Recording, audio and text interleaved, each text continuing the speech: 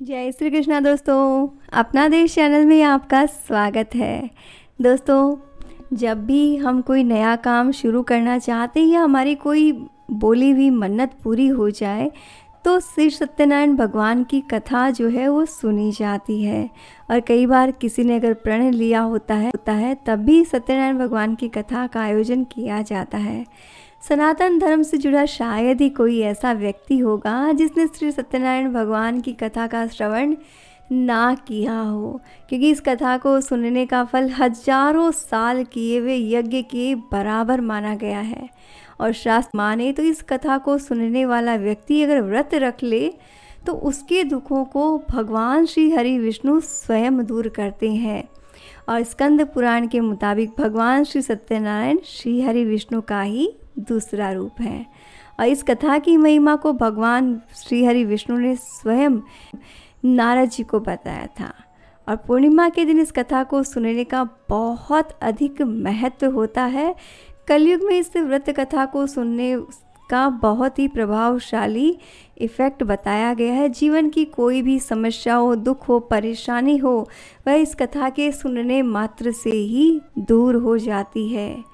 और जो लोग पूर्णिमा के दिन कथा नहीं सुन पाते हैं वे कम से कम भगवान सत्यनारायण का मन से ध्यान करें, उससे भी उन्हें लाभ होगा।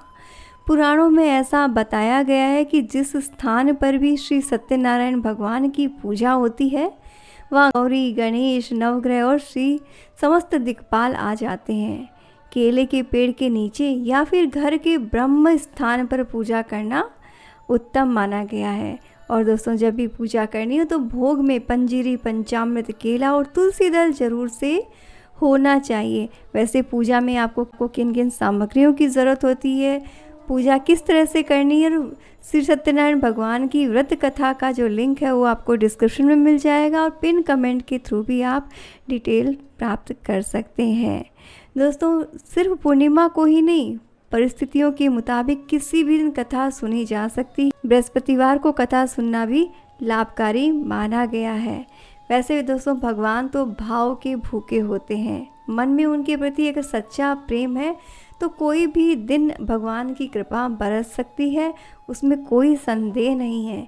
लेकिन पूर्णिमा के दिन जो है वो कुछ इस तरह की परिस्थितियाँ होती है कि उस दिन अगर पूजा की जाती है तो उसका फल कई हजार गुना बढ़ जाता है।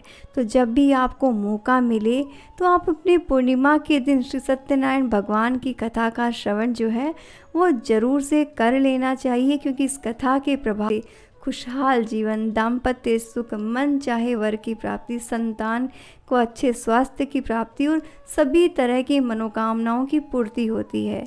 और अगर पैसों से जुड़ी समस्या हो तो ये कथा किसी संजीवनी से कम नहीं है। तो जब भी मौका मिले भगवान की कथा को आप सुने।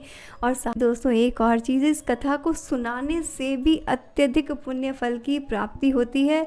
तो आप डिस्क्रिप्शन में दिए गए वीडियो को, श्री सत्यनारायण भगवान की कथा के वीडियो को अधिक से अधिक शेयर कीजिए। आप खुद भी सुनिए और लोगों को भी सुनाइए, ताकि भगवान श्री सत्यनारायण की आशीष जो है वो आपकी जान पहचान के लोगों को भी उसका पूरा फल मिल सके। और दोस्तों, अगर आप भी श्री सत्यनारायण भगवान की पूजा करते हैं तो कमेंट में एक बार ज़रूर से लिखिएगा, श्री सत्यनारायण भगवान की जय।